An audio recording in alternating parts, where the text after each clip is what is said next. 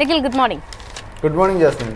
നിഖിൽ, മാർക്കറ്റിനെ സംബന്ധിച്ചിടത്തോളം ഇന്ന് 25,200 എന്നുള്ളൊരു ലെവൽ ടച്ച് ചെയ്തിട്ടുണ്ടായിരുന്നു. പക്ഷേ ആ ഒരു ലെവലൊക്കെ തന്നെ കൈവിട്ടുകൊണ്ട് ഏകദേശം ഒരു 100ഓളം പോയിന്റുകളുടെ ഇടിവിലാണ് ഇപ്പോൾ മാർക്കറ്റ് ട്രേഡ് ചെയ്യുന്നത്. മറ്റ് പ്രധാനപ്പെട്ട സെക്ടേഴ്സിലൊക്കെ തന്നെ ഒരു സെല്ലിംഗ് പ്രഷർ തന്നെയാണോ ഉള്ളത്? അത് ജാസ്മിൻ സൂചിപ്പിച്ചത് ശരിയാണ്. നിഫ്റ്റി 50യെ സംബന്ധിച്ചിടത്തോളം പരിശോധിക്കുകയാണെങ്കിൽ ഏകദേശം 0.5% മുകളിൽ ഏകദേശം ഒരു 0.5% ചേർന്ന് നിൽക്കുന്ന രീതിയിലൊരു ഇടിവുണ്ടാകുന്നു. 21,189 എന്ന് പറഞ്ഞൊരു നിരക്കിലാണ് നിഫ്റ്റി 50 ട്രേഡ് ചെയ്യുന്നത്. അഡ്വാൻസ് ആൻഡ് ഡിക്ലൈൻ റേഷ്യോ പരിശോധിക്കുകയാണെങ്കിൽ നിഫ്റ്റി 50യിൽ നിന്ന് നിലവിൽ ഇപ്പോൾ 37 ഓഹരികൾ ഇടിവ് രേഖപ്പെടുന്നു. 13 ഓഹരികൾക്ക് മാത്രമാണ് നേട്ടം രേഖപ്പെടുത്താൻ സാധിക്കുന്നത്.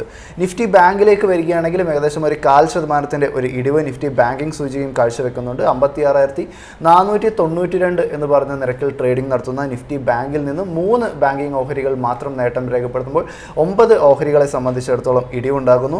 ഒരു സെക്ടോറിയൽ പെർഫോമൻസ് നിലവിൽ പരിശോധിക്കുകയാണെങ്കിൽ ഇപ്പോൾ നേട്ടം കാണാൻ സാധിക്കുന്നത് നിഫ്റ്റി ഓട്ടോ, PSU ബാങ്ക് സൂചികൾ മാത്രമാണ് വളരെ നേരിയ തോതിൽ ഒരു നേട്ടം രേഖപ്പെടുന്നത്. ബാക്കിയുള്ള പ്രധാനപ്പെട്ട സൂചികളൊക്കെ തന്നെ ഇടിവിലേക്ക് നീങ്ങിയിരിക്കുന്ന ഒരു കാഴ്ചയാണ് കാണാൻ സാധിക്കുന്നത്.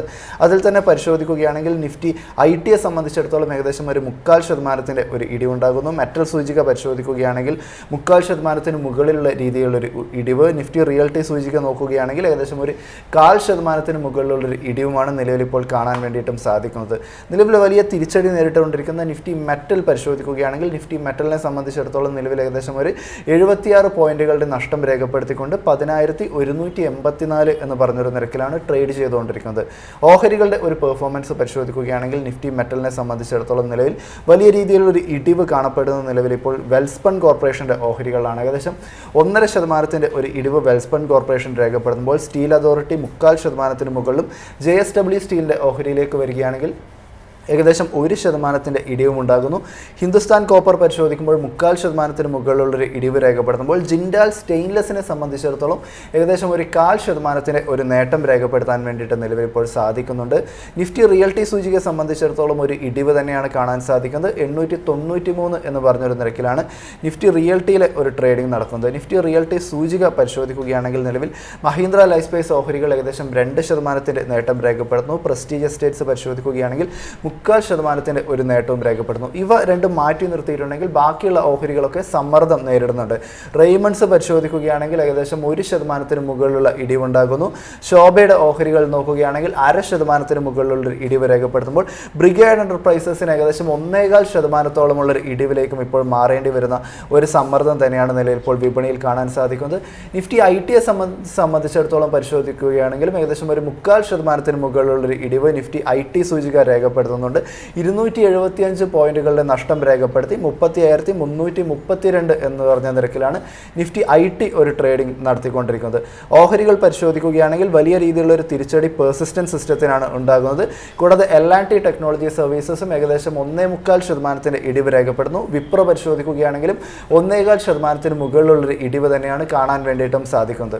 അവസാനമായിട്ടൊരു ബ്രോക്കറേജ് റിപ്പോർട്ട് കൂടി പരിശോധിക്കുകയാണെങ്കിൽ നിലവിൽ ഇപ്പോൾ മോത്തിലാൽ ഓസ്വാൾ അവന്യൂ സൂപ്പർ മാർക്കറ്റിന് ഒരു ബൈ റേറ്റിംഗ് മെയിൻറ്റെയിൻ ചെയ്തിരിക്കുന്ന ഒരു കാഴ്ചയാണ് കാണാൻ സാധിക്കുന്നത്. ടാർഗറ്റായിട്ട് നിലവിൽ ഇപ്പോൾ 5,000 രൂപയുടെ ഒരു ടാർഗറ്റ് പ്രൈസാണ് പറഞ്ഞിരിക്കുന്നത്. നിലവിൽ പരിശോധിക്കുകയാണെങ്കിൽ 4,262 എന്ന് പറഞ്ഞൊരു നിരക്കിലാണ് അവന്യൂ സൂപ്പർ മാർക്കറ്റിൽ ഒരു ട്രേഡിംഗ് നടക്കുന്നത്. കമ്പനിയെ സംബന്ധിച്ചിടത്തോളം 2026 സാമ്പത്തിക വർഷത്തിൽ തന്നെ ഏകദേശം ഒരു 60 സ്റ്റോറുകളുടെ കൂടി ഒരു അഡീഷൻ നടത്തും എന്നാണ് കമ്പനി ഇപ്പോൾ പ്ലാൻ ചെയ്തിരിക്കുന്നത്. കൂടാതെ നോക്കുകയാണെങ്കിൽ കമ്പനി വലിയ രീതിയിൽ തന്നെ ക്യാപിറ്റൽ എക്സ്പെൻഡിച്ചർ നടത്തി വരുന്നുണ്ട്. ക്യാപിറ്റൽ വർക്ക് ഇൻ പ്രോഗ്രസ് പരിശോധിക്കുകയാണെങ്കിൽ ഇയർ ഓൺ ഇയറിൽ പരിശോധിക്കുമ്പോൾ ഏകദേശം ഒരു 38% ഒരു വർധനവും കമ്പനിയെ സംബന്ധിച്ചിടത്തോളം ഉണ്ടാകുന്നു. കൂടാതെ ക്വിക്ക് കോമേഴ്സ് പ്ലേയേഴ്സ് രംഗം പരിശോധിക്കുകയാണെങ്കിൽ ഒരു പ്രോഫിറ്റബിൾ ആയിട്ടുള്ള ഒരു ഗ്രോത്ത് കാഴ്ചവെക്കാൻ വേണ്ടിയിട്ടും അവന്യൂ സൂപ്പർ മാർക്കറ്റിന് സാധിക്കുന്നുണ്ട്. കൂടാതെ നിലവിലെ കമ്പനിയുടെ ഒരു ഫിനാൻഷ്യൽ ഫോർകാസ്റ്റ് പരിശോധിക്കുകയാണെങ്കിൽ 2025-28 കാലഘട്ടത്തിൽ കമ്പനിയുടെ റവന്യൂ പരിശോധിക്കുകയാണെങ്കിൽ ഏകദേശം ഒരു 18% ഒരു വളർച്ച റവന്യൂ എബിറ്റയും രേഖപ്പെടുത്തും. നെറ്റ് പ്രോഫിറ്റ് പരിശോധിക്കുകയാണെങ്കിൽ ഏകദേശം ഒരു 16% ഒരു ഗ്രോത്ത് രേഖപ്പെടുത്താൻ വേണ്ടിയിട്ടും സാധിക്കും. കൂടാതെ സ്റ്റോർ അഡീഷൻസ് ഒക്കെ നോക്കുകയാണെങ്കിലും ഏകദേശം ഇയർ ഓൺ ഇയറിൽ ഒരു 7% ഒരു ഗ്രോത്തും രേഖപ്പെടുത്തും എന്നൊരു വ്യൂ കൂടിയാണ് നിലവിൽ ഇപ്പോൾ മോത്തിലാൽ ഓസ്വാൾ ഇപ്പോൾ പങ്കുവച്ചിരിക്കുന്നത്. തിരിച്ച് വിപണിയിലേക്ക് തന്നെ വരികയാണെങ്കിൽ കാണാൻ വേണ്ടിയിട്ട് സാധിക്കുന്നത് നിഫ്റ്റി 50യെ സംബന്ധിച്ചിടത്തോളം ഏകദേശം ഒരു 0.5% ചേർന്ന് നിൽക്കുന്ന രീതിയിലുള്ള ഇടിവുണ്ടാകുന്നു. നിഫ്റ്റി ബാങ്ക് പരിശോധിക്കുകയാണെങ്കിലും ഒരു 0.5% ഒരു ഇടിവുണ്ടാകുന്നു. ഇവയൊക്കെയാണ് ജാസ്മിൻ ഈ മണിക്കൂറിലെ പ്രധാനപ്പെട്ട മാർക്കറ്റ് അപ്ഡേറ്റ്സ് ആയിട്ട് ഈ മണിക്കൂറിൽ ഇപ്പോൾ പങ്കുവയ്ക്കാനുള്ളത്.